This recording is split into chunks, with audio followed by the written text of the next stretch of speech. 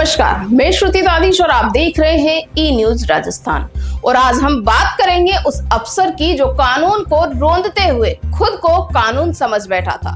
जी हाँ, मालपुरा के एसडीएम अमित कुमार चौधरी एक बार फिर चर्चा में है, वो भी थप्पड़ कांड के बाद अब बुलडोजर कांड में फंस गए हैं। आप सोच रहे होंगे कि क्या एसडीएम साहब को किसी बिल्डर ने ठेका दे दिया था?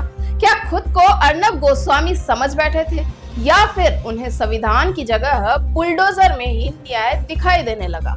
चलिए शुरू से बताते हैं ये पूरा किस्सा। मालपुरा का वो इलाका व्यास सर्किल, जहां नगरपालिका की चुंगी नाका बिल्डिंग में पत्रकार राकेश कुमार पारिक पिछले 10 साल से अपना अखबार ऑफिस चला रहे थे। किरायानामा नगरपालिका के रिकॉर्ड में दर्ज, बिजली का बिल समय पर भरा गया, सब कुछ नियम के तहत चल रहा था। लेकिन फिर एंट्री होती है हमारे नायक यानी कि एसडीएम अमित कुमार चौधरी की, जिन्हें शायद किसी ने बता दिया कि कोर्ट का स्टे अब केवल व्हाट्सएप फॉरवर्ड जैसा है, देख लो या नजरअंदाज कर दो। पत्रकार राकेश को जब ये अंदेशा हुआ कि प्रशासन उनकी बिल्डिंग पर कार्रवाई कर सकता है, तो उन्होंने पूर्व में ही सिविल कोर्ट से स्टे लिया हुआ था। अब तक की कहानी यहाँ तक साफ सुथरी थी, लेकिन फिर अचानक 8 महीने पहले एक सुबह जब चाय गर्म हो रही थी, अचानक आवाज आई, बुलडोजर लाओ। और सामने खड़े थे अमित कुमार चौधरी, हाथ में आदेश नहीं पर इरादा बुलडोजर से भारी। पत्रकार का ऑफिस मलबे में बदल गया, स्टे की प्रति शायद धूल खा रही थी और अफसरशाही कानून को लात मारकर आगे बढ़ रही थी। राकेश पारिक ने हार नहीं मानी, कोर्ट पहुंचे और पूरा घटनाक्रम पेश किया। एसडीएम मालपुरा ने जब फाइल पलटी तो उधर कानून का उल्लंघन था और इधर अफसरों का अहंकार। आदेश हुआ एसडीएम अमित कुमार चौधरी समेत 6 अफसरों और कर्मचारियों पर केस दर्ज किया जाए।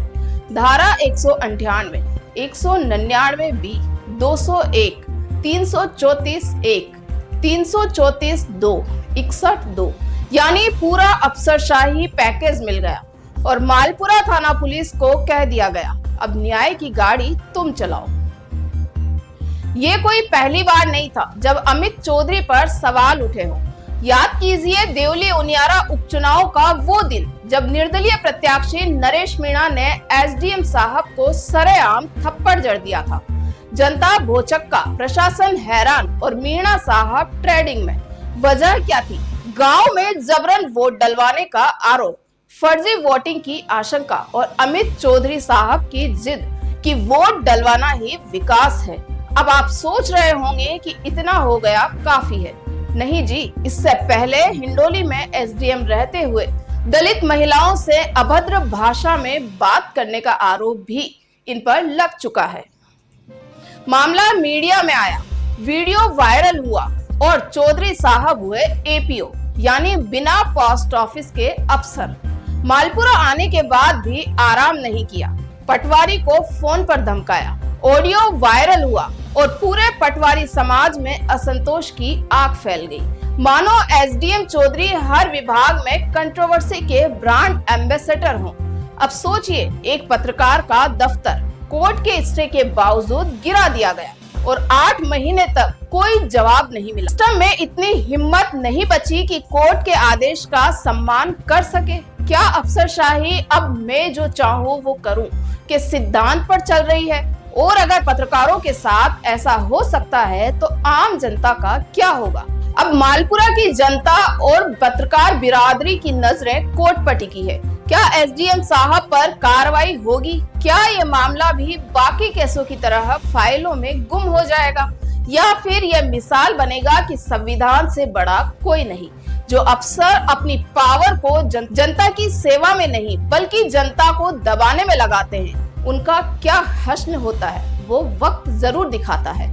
और पत्रकार को दबाने की कोशिश सच की आवाज को दबाने की कोशिश होती है। तो ये थी आज की बड़ी खबर, जहां अफसरशाही ने कानून को रोंदा, लेकिन कोर्ट ने दिखाया कि लोकतंत्र में कोई सुपरमैन नहीं होता। मैं हूं श्रुति दादीश और आप देख रहे हैं सच्चाई की आवाज, बेबाक और बेलगाम अंदाज में। फिर मिलेंगे एक और हकीकत के साथ। तब तक के लिए सवाल पूछते रहिए, क्योंकि सवाल ही बदलाव की पहली सीढ़ी है।